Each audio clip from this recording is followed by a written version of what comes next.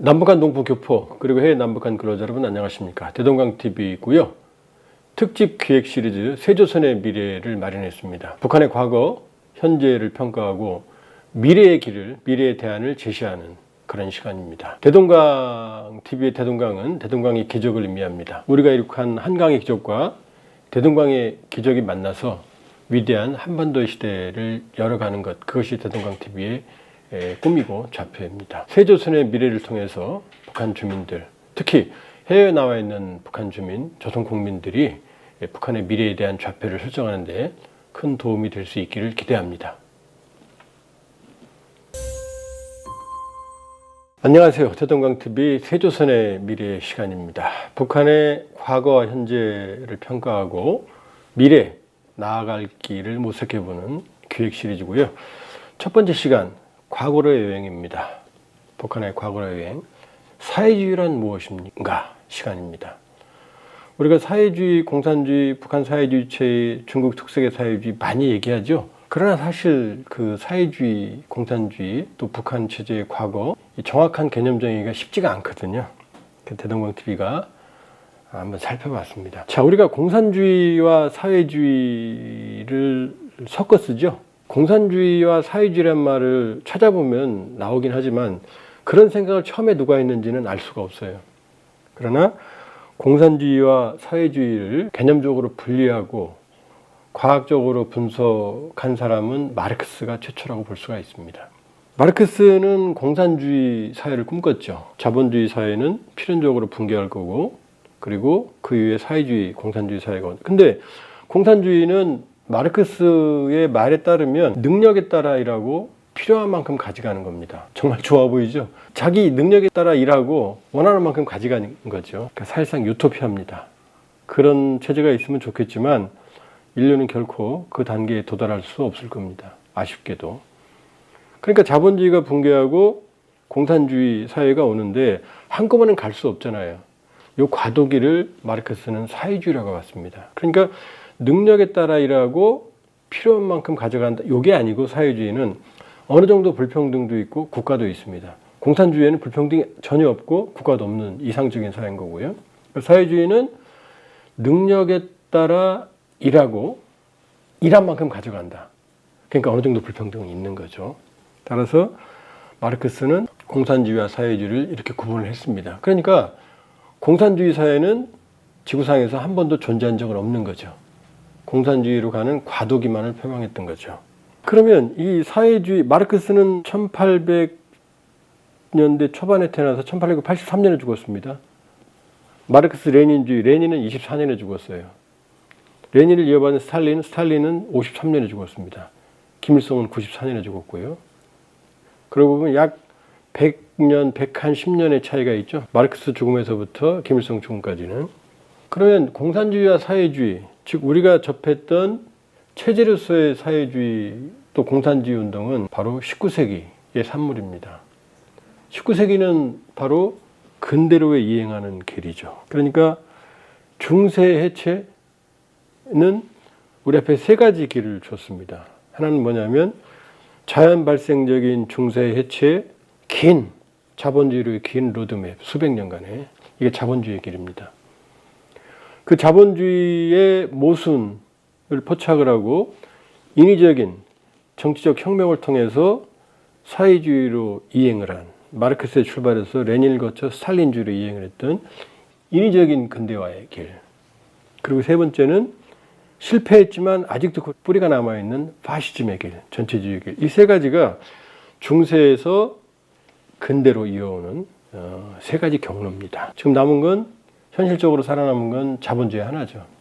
그러나 이 세 가지 경로는 중세에서 자본주의를 이해하는 근대로 이행하는 길입니다. 그러니까 우리는 아직도 모던맨입니다. 근대인이고요. 근대로의 이행에서 여러 가지 변화가 있겠죠. 첫 번째는 경제적으로 자급자족적 장원경제에서 이제 자본주의 산업사회로 전환하는 겁니다. 자본주의의 길을 말씀드리는 거예요. 정치적으로는요, 왕정이었잖아요. 왕이 지배하는. 이것이 이제 대의제 민주주의, 바로 리퍼블릭으로 전환합니다. 변하죠? 사회적으로는요, 중세는 신분제 사회였습니다. 영주, 농노제. 이게 자본주의의 핵심이죠. 자유인, 시티즌, 시민의 탄생입니다. 그러니까 신분제가 해소가 되고 자유로운 노동과 정치적 활동이 자유로운 시민사회의 탄생입니다. 네 번째가 이게 아주 중요한데요. 중세의 판단의 기준은 신이었습니다. 신이 아주 올마이트했어요. 지금도 신이 있지 않나? 있죠. 종교가 있죠. 그러나 중세 때는 신앙이 모든 것을 지배했습니다. 아주 올마이트했어요. 지금은 신은 어디예요? 일요일날 아침 예배 시간에 영향이 줄은 거죠. 지금 모든 분들이 신앙을 가지고 계시지만 그러나 중세만큼의 모든 것을 정치, 경제, 사회문화를 지배하는 시대는 아닙니다. 이제 인간은 신성에서 이성, 우리 스스로 판단하고 우리 스스로 행동을 하는 내 행위의 결과에 대해서 스스로 자각하는 이성의 시대거든요. 물론 신성도 남아있지만 그러나 중세하는 성격이 변한 것. 이 네 가지입니다. 그러니까 산업사회, 시민사회, 자유인의 사회, 이성, 민주주의 이런 것들이 이제 근대로의 전환이거든요. 이게 자본주의의 길입니다. 그러면 자본주의는 정치는 왕정에서 민주주의, 경제는 농업에서 산업사회, 사회는 신분제에서 시민사회, 그리고 판단 기준은 신성에서 이성이었어요. 그럼 사회주의를 볼까요? 왕정이 아니죠. 물론 좀 복잡해요, 북한은. 그러나 왕정에서 공산당 독재체제로 전환했습니다. 그 왕정은 아닌 거예요. 경제는요. 농업에서 사회주의 산업사회로 변화했습니다. 산업사회, 사회주의도. 소련은 미국에 의해서 세계 2위였어요. 농노신분제는 사회주의는 신분제가 아니죠. 시민사회, 자유인으로 전환을 해야 되는데 여기 좀 차이가 있어요. 시민사회가 아니라 신민사회. 다시 공산당의 독재에 예속되는 시민이 아닌 신민사회로 전환했다는 점에서 특징이 있습니다. 차이가 있죠. 자, 문화는 판단 기준은 신성. 역시 이성이에요. 종교를 사회주의가 탄압하는 거 아시죠? 심지어 많은 성직자들을 처형까지 했습니다. 많은 사회주의, 공산주의 사회에서. 그건 뭐냐? 바로 신성에서 이성으로 넘어오는 강제적인 이성으로의 전환이거든요. 자, 이렇게 보면 어떻게 되죠? 자본주의와 사회주의의 근대의 경로는 다르지만 지향점은 근대로는 동일하다는 거죠. 그러니까 사회주의도 근대로 이행하는 하나의 경로였던 겁니다. 자, 여기 도표에서 지금 제가 정리를 했는데 축의 전환이라고 그럽니다. 축은 이제 독일어로 악센자이트라고 그러는데 축의 시대라는 게 있어요. 1차 축의 시대는 BC 2세기에서 8세기까지, BC 8세기까지 시기입니다. 이 시대에는 슈퍼스타들이 살았어요. 공자, 조로아스터, 맹자, 플라톤, 아리스토텔레스 이런 사람들, 노자 이런 사람들이 왜 중요하느냐. 예레미야 이런 사람들. 이 2세기 1차 축의 시대 이전에는 사람들은 상대주의적 세계관에 살고 있었습니다. 다들 각자의 신이 있었어요. 그리스의 신이 많죠. 유일신이 아닙니다. 그러니까 상대적 세계관인데 이 1차 축의 시대를 지나면서 인간은 종교적 합리주의 세계로 넘어옵니다. 바로 세계 종교의 탄생입니다. 그러니까 그 종교를 믿으면 그 자연적 철학을 믿으면 이제 세계를 이해할 수 있는 동일한 세계관이 생기는 거죠. 이게 1차 축의 시대고 이때 도래한 게 종교적 합리주의의 세계라고 그러거든요. 말이 좀 어렵죠? 그러나 상대주의의 세계에서 통일성의 시대로 오는데 바로 종교라는 철학이라는 틀 속에 갇히는 거죠. 2차 축의 시대가 바로 근대입니다. 종교적 합리주의에서 이제 주지주의적 합리주의, 이성의 시대로 넘어오는 거거든요. 그러니까 정치에서는 왕정이 자본주의 대의민주주의, 사회주의는 인민민주주의 공산당 독재, 경제 영역에서는 봉건 농업사회가 자본주의 산업사회, 시장경제죠. 사회주의 산업사회, 계획경제로 넘어오는 겁니다. 사회 영역에서는 농노의 신분제가 자본주의 시민사회, 사회주의 계급혁명과 신민사회의 도래. 판단의 기준은 양쪽 모두 신성의 점진적 쇠퇴가 자본주의고요. 신성에 대한 공개 탄압이 이제 사회주의죠. 양쪽 모두 종교의 힘은 중세에 비해 아주 줄어들었어요. 그러니까 중세에서 근대를 이용하는 사회주의의 탄생의 과정이었습니다. 그런데 지금 중세에만 사회주의, 우리가 극단적인 평등이 사실은 사회주의, 공산주의라고 볼 수가 있거든요. 그럼 이런 생각을 한 사람들이 이 근대에만 있었을까요? 막스 레닌? 아니죠. 인류의 문명이, 인류가 사고를, 인지를 하기 시작한 때부터 평등에 대한 지향점은 있어 왔습니다. 그래서 마르크스는 최초의 공산사회, 공동생산, 공동분배의 평등사회는 원시 공산사회라고 생각해요. 인류가 처음 탄생했을 땐 모계사회. 그때는 나눈이니까 엄마는 누군지를 알아도 아빠는 누군지 모르죠. 그러니까 엄마를 중심으로 집단이 형성이 되고 이 안에서 공동체 생활이 이루어졌다라고 얘기를 해요. 아직 명확한 증거라든지 이런 것들은 좀 더 분석을 해봐야지만 이게 원시 모계사회, 공산사회라고 이제 막상 생각을 합니다. 그러면 우리가 이렇게 생각해 볼 수가 있어요. 많은 역사적인 혁명을 보면 평등을 꿈꾸잖아요. 노예 해방. 그럼 이런 평등을 지향하는 많은 생각들은 사실은 사회주의적 성격이 있는 거죠. 그러니까 이상, 유토피아, 아이디얼 이런 이상으로서의 사회주의는 사실상 인류 문명 언제나 존재했다고 볼 수가 있어요. 사회주의는 개인보다 사회 전체 공동체를 중시하는 거거든요. 그런 생각은 많이 있을 수가 있잖아요. 그러니까 공산주의라고 현대 공산주의는 마르크시즘에서 기원하지만 그러나 공산주의나 사회주의라고 하는 그런 사고방식은 오랫동안 존재해왔던 거죠. 그래서 우리가 농반, 진반으로 플라톤을 최초의 사회주의자다 이런 표현을 해요. 농반, 진반으로. 왜냐? 플라톤의 국가론에 보면 사유재산의 금지, 자녀의 공동, 가정제도를 부정하는 겁니다. 자녀의 공동 양육 이런 것들이 들어있거든요. 이게 사회주의에 가깝거든요. 그 다음에 유토피아라든지 프리에 생시몽 오웬 이런 사람들은 사회주의와 공산주의의 지향성을 가지고 있었어요. 또 고대 유대 에세네파 이런 사람들은 극단적인 공동체 생활을 했거든요. 그러니까 그렇게 보면 사회주의, 공산주의로 대표되는 그런 지향성을 가진 사람들은 꽤 많았다. 이거를 이상으로서의, 이념으로서의 사회주의라고 합니다. 우리가 지금 얘기하고 있는 막스주의, 그 다음에 소련 혁명, 볼셰비키 혁명, 스탈린주의, 그 다음에 김일성주의 이런 것들은 근대에 나온 거거든요. 이건 현실 사회주의라고 그래요. 역사로서의 사회주의. 그러니까 인류가 실제 고대부터 존재해오던 그런 평등을 지향하는 생각을 막스에서 출발해서 실제 체제에 적용을 한 게 바로 현실로서 사회주의입니다. 역사로서 사회주의고. 그러니까 평등을 지향하는 사고방식은 과거에도 현재에도 미래에도 있을 겁니다. 그러나 역사로서의 현실로서의 사회주의는 막스에서 출발을 했고 1990년을 전후해서 모두 붕괴했죠. 남아있는 중국은 이 사회주의적 시장경제, 사회주의 상품경제, 경제는 시장경제지만 정치체제는 공산 독재인 변형된 거고 북한은 이 모델에서도 아주 멀리 떨어진 변형된 체제죠. 그러니까 사실상 우리가 알던 현실 사회주의라고 하는 것들은 90년 전으로 모두 붕괴를 했고 나머지 그 유죄들이 중국에서, 베트남에서, 북한에서, 쿠바에서 유지되고 있다 이렇게 볼 수 있겠죠. 그러니까 해체된 것은 역사로서의 사회주의, 인류가 실험을 했던 근대로 넘어오는 과정에서 실험을 했던 그 체제가 붕괴한 거죠. 김일성주의는 그 마지막 끈을 붙잡고 있는 거고요. 자, 현실 사회주의를 이해하기 위해서는 막스로부터 출발해야 되거든요.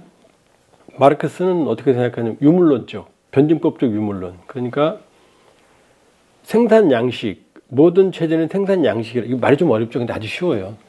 생산 양식은 고대 노예제, 중세 장원경제, 봉건제, 그 다음에 자본주의, 그 다음에 이제 공산주의, 과도기로서 사회주의 있는데 모든 생산 양식은 생산력과 생산 관계로 설정되어 있다고 그랬어요. 저 대학 다닐 때 자본을 읽으면서 아주 어려웠는데 알고 보니까 별 얘기 아니에요. 생산력은 뭐냐면 중세는 인력, 노동력이죠. 이게 생산력입니다. 땅 파는 거. 생산 관계는 뭐냐? 영주의 농노였거든요. 이게 생산 관계예요. 이게 생산력과 생산 관계가 모순이라는 거예요. 왜냐? 노동은 내가 하는데 신분제니까 많이 뺏기잖아요.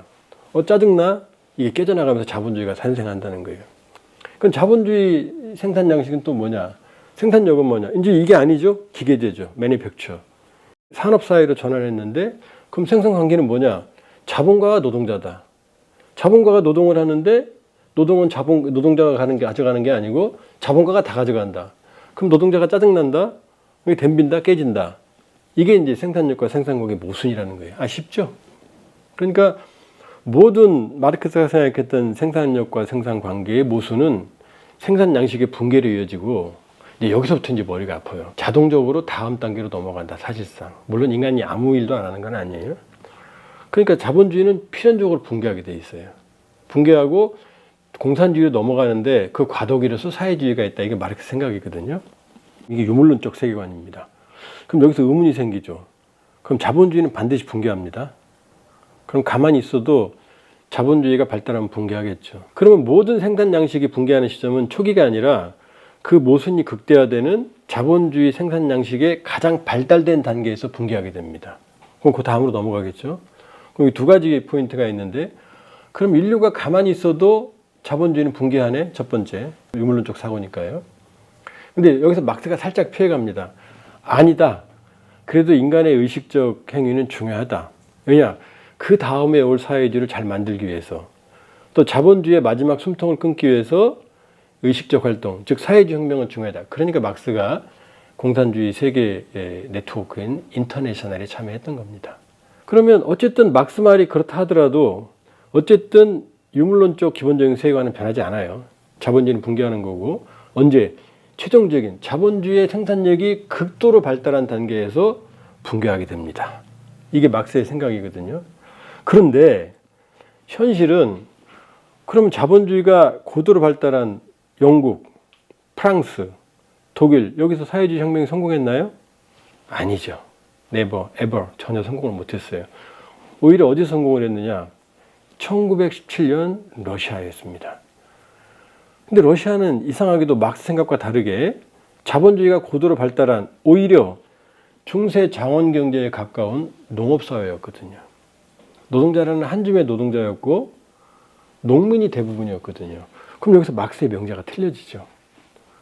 자본주의가 고도로 발달한 단계에서 모순이 응축돼서 무너져야 되는데 실제 사회혁명에 성공한 건 농업사회였던 러시아였습니다. 여기서 핀트가 어긋나죠. 레닌은 뭐라고 말했느냐? 아니다. 자본주의는 필연적으로 붕괴하는데 그 과정을 당길 수가 있다. 그런데 노동자가 없으니 바로 직업혁명가 집단이 필요하다. 그게 바로 볼셰비키예요. 이 직업혁명가가 중심이 돼서 혁명을 일으키고 그걸 통해서 사회주의, 공산주의 이행을 빠르게 단축시킬 수 있다고 생각해서 인위적인 혁명을 일으킨 거예요. 이제 여기서부터 막스 레닌주의가 아니고 막스에서 레닌은 많이 일탈합니다. 이제 자, 1917년 레닌 혁명에 성공했어요. 그러면 자본주의가 막스의 기대로라면은 고도로 발달한 단계에서는 물질적으로 어마어마하게 풍요롭겠죠. 그러니까 사회주의로 넘어간 있는 풍요를 그냥 나눠 먹으면 되는 겁니다. 근데 러시아는요, 농업사회였잖아요. 나눠 먹을 게 없잖아요. 산업사회가 아니니까. 여기다가 엎친 데 덮친 격으로 1917년 혁명에 성공했지만 혁명 세력인 적군과 반혁명 세력, 왕당파인 백군, 여기에 이제 유럽의 많은 제국주의 소련의 입장에 의하면은 자본주의 세력들이 도움을 줍니다. 병력 파병까지 해요. 심지어 일본까지 개입을 합니다. 내전이 멀어져요. 그러니까 1917년 1차 세계대전으로 안 그래도 농업국가가 허리가 휘었는데 내전으로 또 허리가 더 휘죠. 그러니까 레닌이 볼셰비키 혁명을 성공하고 겨우겨우 내전의 문턱을 넘은 1920년 전후는 러시아 경제력은 짜르 때보다 현저하게 거의 파괴됩니다. 몇 분의 1로까지 줄어들어요. 그러니까 레닌의 입장에서는 평등사회를 지향했는데 평등한 사회는 만들려고 했는데 먹을 게 없잖아요. 먹을 게 없잖아요. 나눠줄 게 없잖아요. 심지어 내전을 벌이면서 내전의 시기에는 전쟁하는데 공산주의를 할 수가 있어요? 전시 공산주의라고 그래서 전쟁에 이기기 위해서 노동자 농민들의 식량을 수탈합니다. 노동 농민들의. 그래서 적군의 전쟁 군비를 쓰고 이 군인들 식량으로 쓰거든요. 이러면서 많은 농민들이 굶어 죽어요. 오히려. 그러니까 농민들이 이 레닌의 혁명에 반항을 해서 혁명을 일으킵니다. 반란을 일으킵니다. 그 레닌은 머리가 아프죠.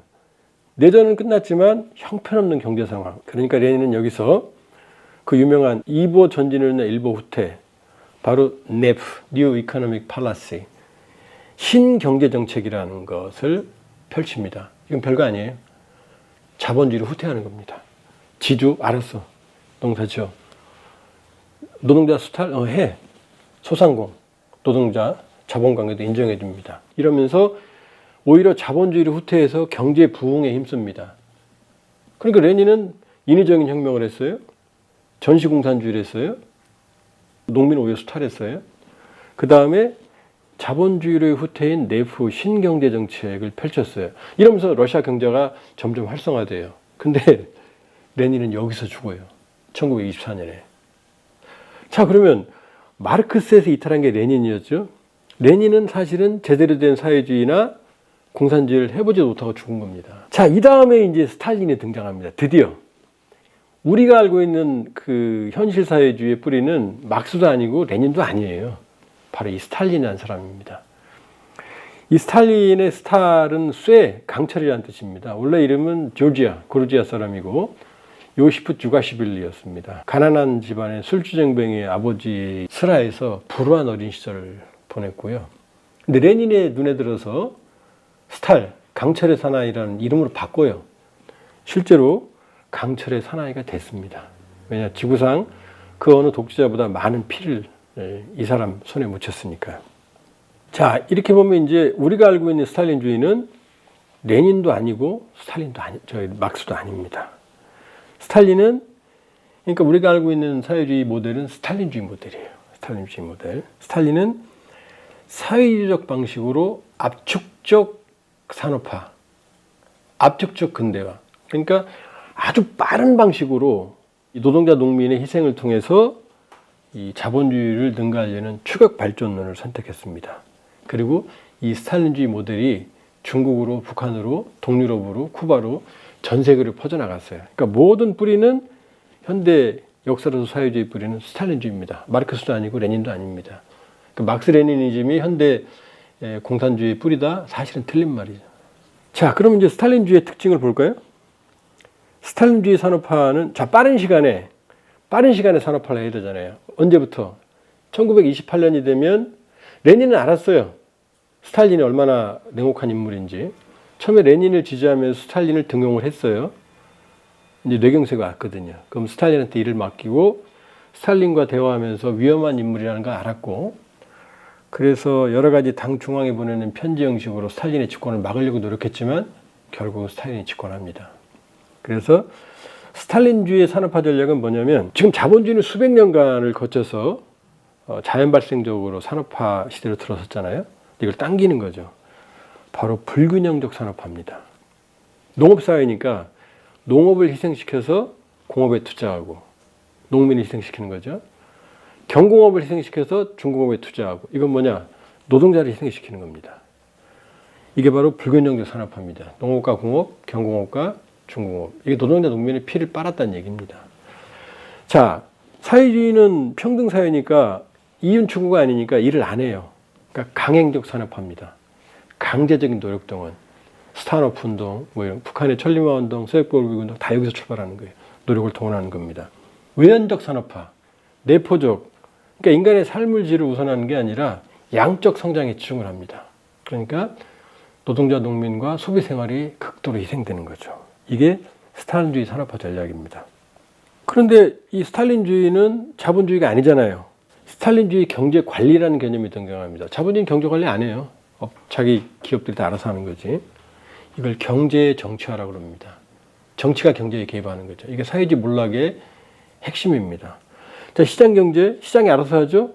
시장을 없애니까 국가가 계획을 통해서 국가가 개입을 하죠. 사적 소유가 없어요. 경영의 개념이 없어요. 그러니까 명령 경제, 국가가 명령을 하는 경제가 됩니다. 자, 이윤 추구가 없어졌어요. profit seeking. 이제 목표 달성, 국가가 부과한 목표만 달성을 하면 됩니다. 그러니까 계획 경제의 비효율성, 명령 경제의 비효율성, 목표 달성만 하면 되잖아요. 이윤 추구는 끝없는 이윤 추구지만 목표 달성은 목표만 달성하면 끝나는 거거든요. 그러니까 자본주의는 처음부터 확대 지향형 경제 체제지만 사회주의는 목표만 달성하면 되거든요. 그럼 모든 사람들이 목표를 더 받으려고 하겠어요? 적게 받으려고 하겠죠. 그러니까 사회주의는 축소 지향형 경제 체제가 됩니다. 이게 유명한 헝가리 경제학자의 쇼티지 이코노미, 모든 게 부족한, 모든 생필품 부족한 쇼티지 이코노미, 결핍 경제로 이어지고 결국 사회주의 붕괴의 단초를 마련한 거죠. 자, 더 무서운 건 스탈린주의 정치체제입니다. 막스 레닌이 생각하지 않았던 1인 독재, 철저한. 그 다음에 스탈린의 개인 숭배, 이제 본인이 신이 되는 거죠. 그 다음에 대숙청과 공포정치. 24년 레닌 죽음 이후부터 28년 이 기간에 수없이 많은 동지들, 그 이후까지도 부하린, 트라츠키부터 시작해서 수없이 많은 혁명 동지들을 모두 제거합니다. 유혈숙청.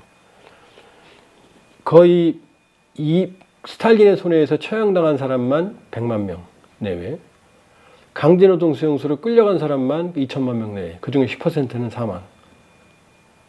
그러니까 스탈린 때는 밤에 복도에 구두 발짝 소리 나는 걸 제일 두려웠다고 그래요. 그 내무위원회라는 사람들이 찾아와서 끌고 가면 그날로 끝나는 거죠. 거대한 공포정치와 개인 숭배, 교조화되어 가는 겁니다. 자, 사회문화는 강력한 통제 및 감시 체계죠. 획일주의와 집단문화, 소비의 억제 및 강요된 내픽, 이게 스탈린주의의 특징입니다. 그러니까 이 스탈린주의가 바로 모택동이 담고 싶었던, 그 다음에 김일성이 담고 싶었던 모델이었어요. 이게 다 수출이 되는 겁니다. 그러니까 마오쩌둥은 1949년에 중국을 공산화하죠. 스탈린은 53년에 죽습니다. 스탈린이 성공과 실패의 양면이 있어요. 1928년 1차 5개년 계획에서 2차 세계대전이 39년에 발발합니다. 북소 불가침 조약 놀랐죠. 폴란드를 분할했죠. 그리고 히틀러가 배반하고 41년부터 소련과 전쟁을 하죠. 근데 1945년에 스탈린이 히틀러를 이깁니다. 세계 최고의 공업 생산력을 가졌던 독일을, 수백 년간의 자본주의 길을 걸어왔던 독일을 28년부터 시작된 2차 세계대전 독일이 침공하기 전까지 41년까지 몇 년이죠? 13, 14년밖에 안 되죠. 2차 세계대전이 끝나는 시간까지 저도 20년이 안 되는 기간이거든요. 이 시간에 소련의 공업 생산력이 독일의 자본주의 생산력을 이겨버린 겁니다. 그러니까 이 유럽의 2차 세계대전은 사실상 엄밀히 보면 두 독재자의 싸움이었어요. 스탈린과 히틀러의. 물론 미국의 랜드리스나 이런 걸로 스탈린이 많이 도와줬지만, 그러나 스탈린이 없었다면 히틀러는 오래 버텼거나 어쩌면 자유세계가 더 위험해졌을 수도 있다. 그러니까 레닌그라드, 그 다음에 모스크바, 스탈린그라드 이 세 전선에 뚫지 못했고 결국은 크루스크 패배, 스탈린그라드의 패배를 기점으로 히틀러는 몰락하기 시작을 합니다. 그 놀라운 산업 성과를 20년도 안 되는 기간에 스탈린이 해낸 거죠. 이게 스탈린주의의 놀라운 성과입니다. 반면에요, 스탈린 체제에서 끔찍한 희생이 있었죠. 그러니까 스탈린이 죽자마자 후르쇼프가 비밀 연설을 통해서 스탈린을 비판하고 그때부터 탈스탈린화 과정을 이어갑니다. 스탈린이 틀렸어. 독재를 완화하고 소유품을 늘려주고 통제를 완화하고. 그런데 마오쩌둥과 김일성은 난 싫어져. 왜냐, 제2의 스탈린이 되고 싶었거든요. 그러니까 스탈린주의의 길을 그대로 갑니다. 이러면서 소련과 중국이 싸우는 거죠. 넌 교조주의자야? 넌 수정주의자야? 자, 스탈린은 스탈린주의에서 출발하고 스탈린이 되고 싶었습니다. 그러나 궁극적으로는 스탈린주의에서 또 이탈을 합니다. 자, 소련의 후원으로 김일성 정권이 등장합니다. 1945년 9월에 소련 극동군 88 독립보병여단의 대위로 김일성은 북한에 들어옵니다. 북한에 들어오고 싶지도 않았어요. 소련군 대위였던 김일성의 꿈은 소련군의 사단장이었습니다. 그리고 소련의 후원으로 별 볼 일 없었던 김일성이 권력을 장악하기 시작을 합니다. 그리고 소련의 지원으로 6.25를 도발하죠. 그리고 이를 계기로 김일성은 드디어 반대파들, 소련파 허가일을 중심으로 한 연안파, 갑산파, 박금철 이런 모든 사람들, 그 다음에 이제 60년대 후반에 허봉학, 김창봉 같은 군벌파들을 모두 제거하고 권력을 장악하는데 결정적으로 6.25를 이용합니다. 그리고 전후 복구를 위해서 스탈린주의의 독재 체제와 스탈린주의 산업 전략을 그대로 추종을 합니다. 불균형 전략, 강행적, 외연적 성장, 그 다음에 1인 숭배, 교조주의적 사회 통제. 그러나 이 스탈린주의의 추종은 1967년으로 끝납니다. 1967년 이미 권력을 장악한 이 김일성은 1967년 5.25 교실을 통해서 자기만의 김일성주의 체제, 유일 지배 체제를 구축하기 시작합니다. 그리고 후계자 김정일, 이 후계자의 등장이 북한 체제 비극의 시작이죠. 그 어떤 사회주의 체제에도 존재하지 않았던 자기 혈족을 통한 세습 체제를 만들면서 김정일이 주체 사상을 체계화했고, 그리고 김일성, 김정은 김일성, 김정일, 김정은으로 이어지는 3대 세습 체제가 구축이 되는 겁니다. 자, 오늘 아주 짧은 시간에 긴 사회주의의 기원과 흐름, 유토피아로서의 사회주의, 막스 레닌주의, 또 스탈린주의, 그리고 김일성의 주체사상으로 이어지는 경로를 살펴봤습니다. 세조선의 미래의 시간, 사회주의란 무엇인가, 막스 레닌주의, 막스주의, 스탈린주의, 김일성주의를 살펴봤고요. 다음 시간에는 주체사상의 변질과 북한의 사회주의 체제가 교조화, 종교화되는 과정, 그리고 이 북한 체제의 모든 문제점이 발생하는 그 문제를 분석을 해보겠습니다. 예, 세조선의 미래 시간 마치겠고요. 좋아요, 구독, 알람 부탁드립니다.